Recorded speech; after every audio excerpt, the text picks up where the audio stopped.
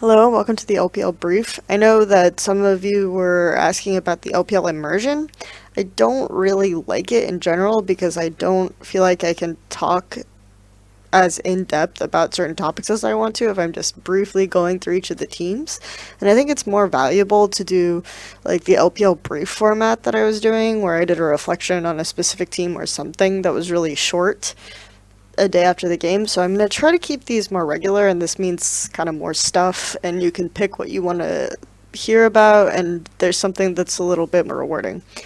I'm also going to include, when I go over my topic, just like some brief reflections on the games that were played.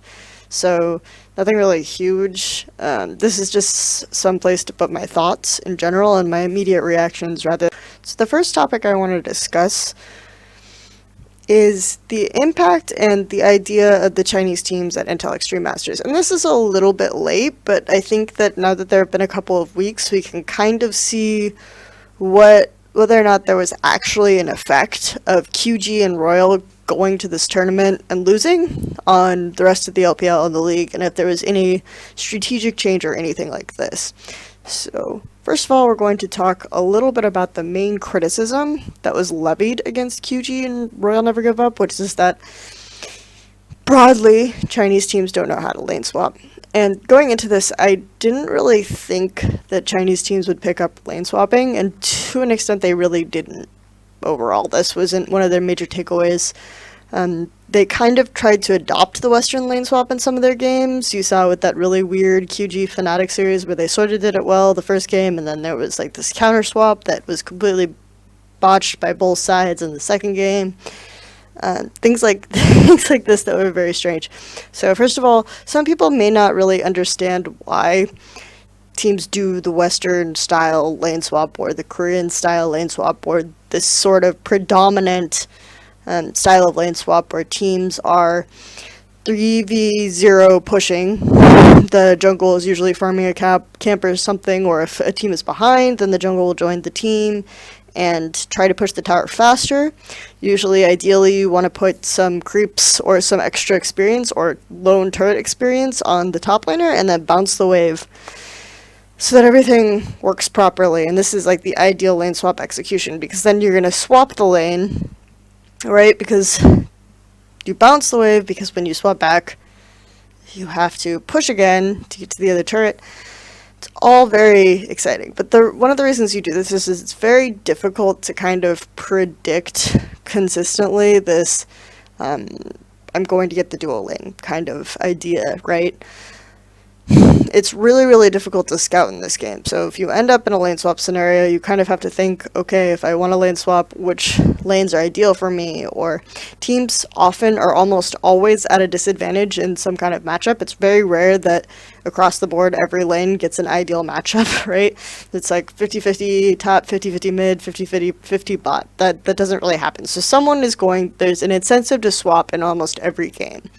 And predicting where that swap is going to end up or trying to counter that swap is nearly impossible with the scouting techniques and the limited word availability. So that's one of the big reasons why these lane swaps are happening.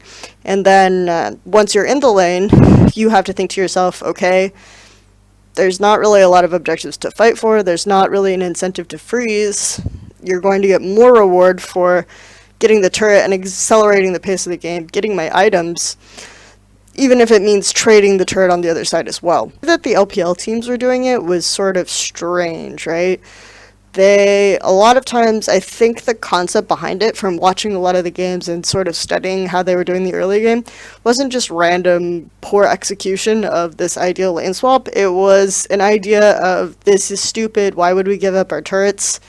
Why wouldn't we just take this opportunity to farm if we get lane swapped on?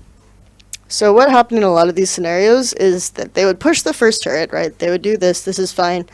And then they would go and they would try to predict like the counter swap, and they would try to meet the 2v2.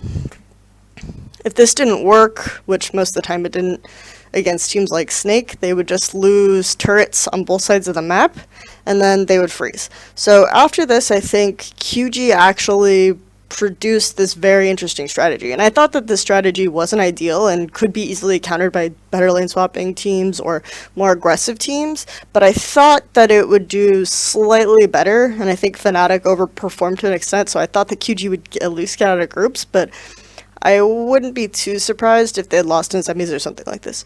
So they kind of did this triple freeze technique in the side waves, where they could actually control the flow of the wave, and then one side would move up and push up the wave and try to bait the top laner, while the other one was like slow pushing.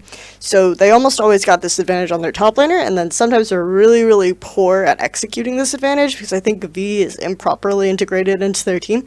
But this was the mindset, this was the idea. It's like we're countering the swap to an extent. It wasn't super polished by most of the teams in the LPL. I think it was only QG who could really do it. So that's why I rated QG somewhat highly at that time.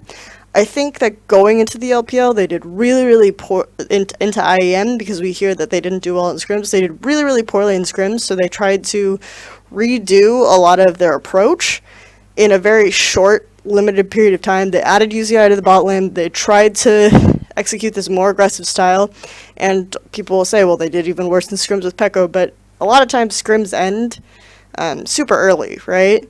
So you don't see the fruition of some of QG's style in the way they used to play with Pekko. So I think that this might have been what happened. Again, I have no idea at all, but this is kind of my thought process watching them, because they didn't try to do like the triple freeze very much at IEM at all, and they haven't really tried to do it since either. They've done mostly a gank bot lane approach now. Do I think that the lane swaps are the reason why the Chinese teams did so poorly at Intel Extreme Masters?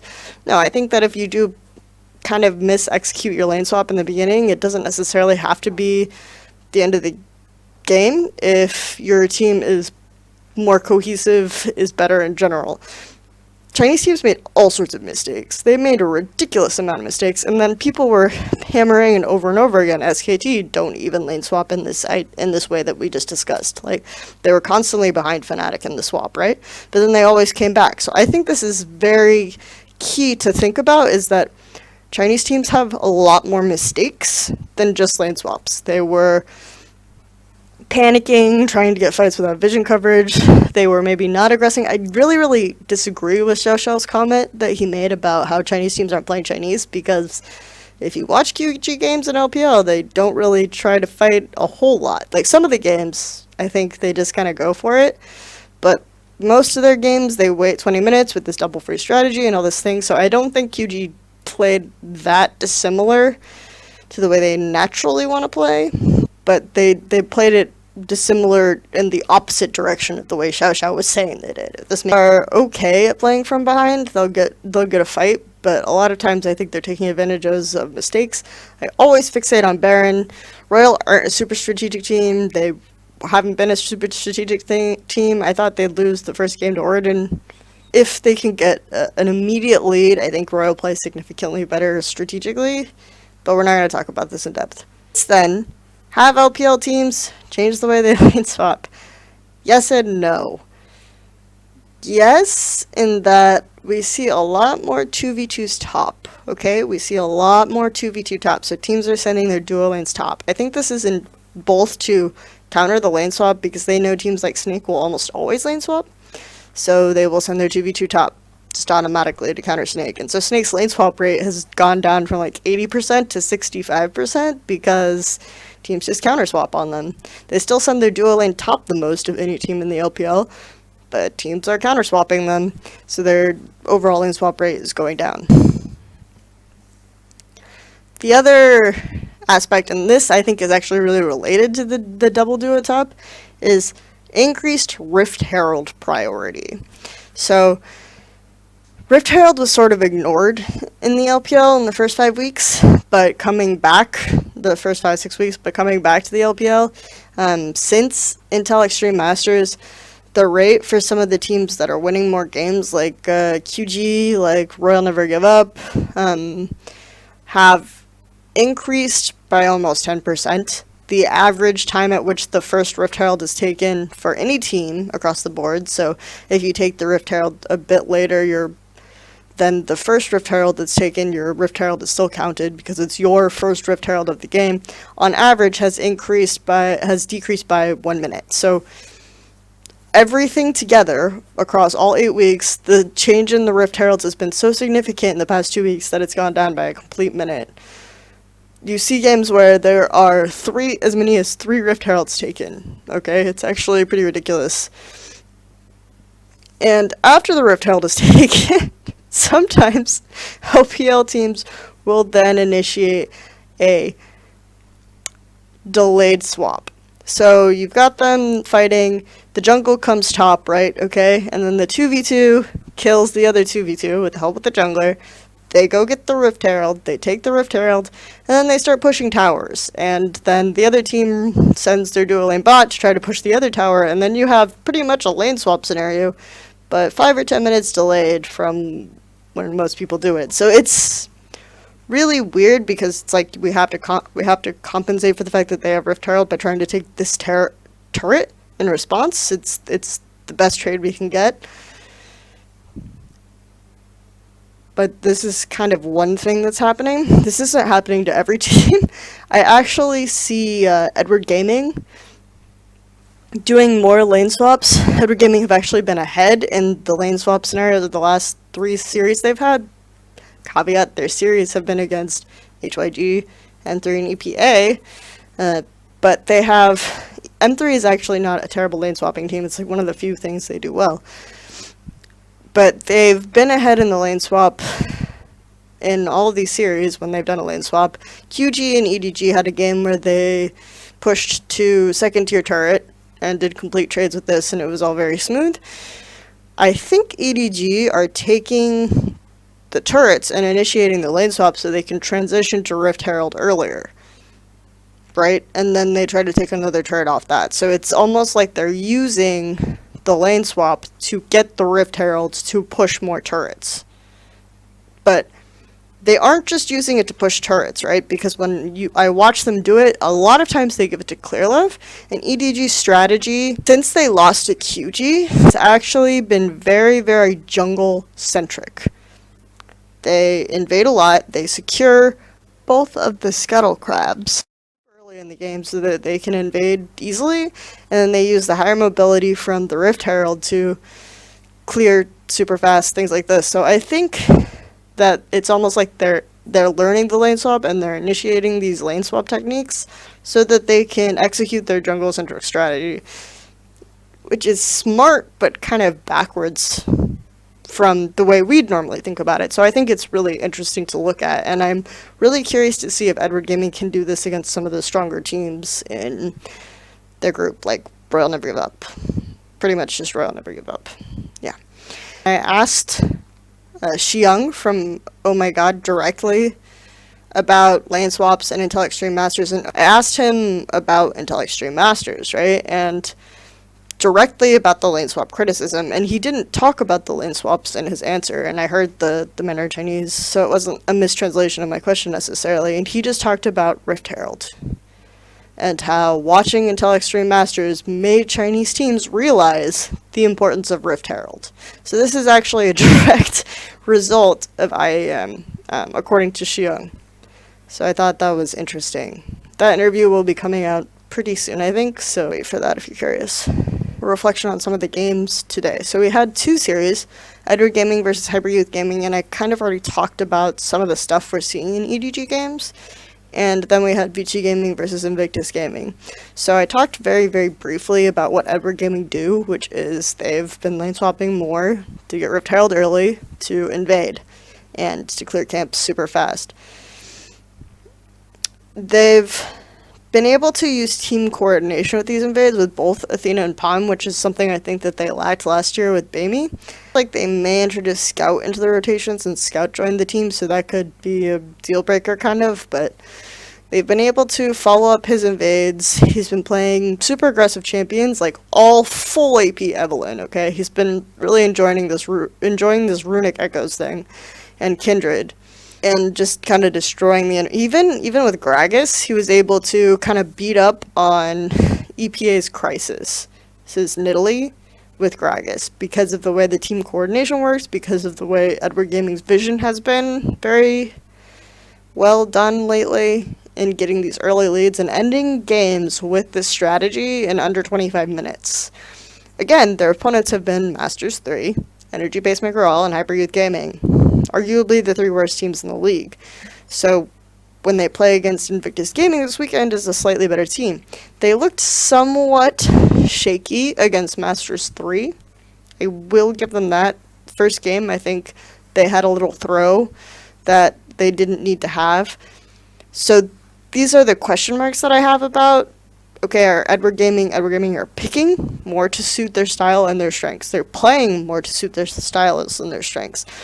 They're playing a lane swap more tightly than they did before. They are coming up with some of these new ideas with taking blue buff first only or a buff first only and then immediately transitioning to these Rift Heralds and securing them to get complete control of the pathways, or not complete control, but very good control of the pathways between jungles. These are all great ideas that are coming from them, so if they can kind of do this against other teams, Edward Gaming might win the LPL again. And now, of course, that I've said this, they won't. But it's something to keep an eye out for. HYG Gaming versus Invictus Gaming. This series was really weird. It was really weird because there were some good parts to it and some bad parts to it. Invictus Gaming showed that they had learned some ideas from the fact that their bottom lane was getting repeatedly targeted in the series that they lost, right? Their bottom lane is free food. They showed that their jungler is willing to come and counter gank bot when this happens because it's a very obvious thing that's going to happen. So that was a good start, but their bottom lane still got dove and destroyed because Rain and Kitties are probably the worst bottom lane in the LPL. The other thing that they showed was they're playing more of these hyper-scaling, protect the AD Kog'Maw comps. I think Rain is kind of a Kog'Maw main-ish, maybe?